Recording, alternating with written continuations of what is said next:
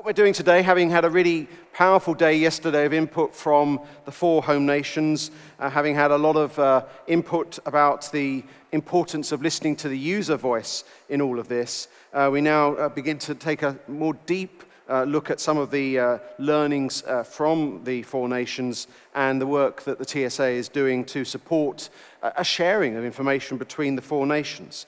So we have a tech think tank, which we're going to hear about in a moment, and we're going to make sure that during the course of today, having had a lot of input from the top table, as it were, from the panel discussions that we organized yesterday, we're going to make sure that there is ample time for yourselves to ask questions of members of the panel.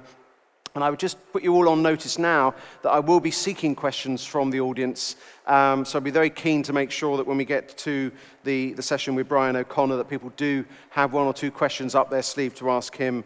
And indeed, when we move on to the other speakers. So we'll have Brian O'Connor after the think tank panel. He's the chair of the European Connected Health Alliance. He's going to talk about what I would describe in terms of summing up his contribution of sort of the sense of a Groundhog Day, that we seem to be stuck in a loop. How do we break out of that?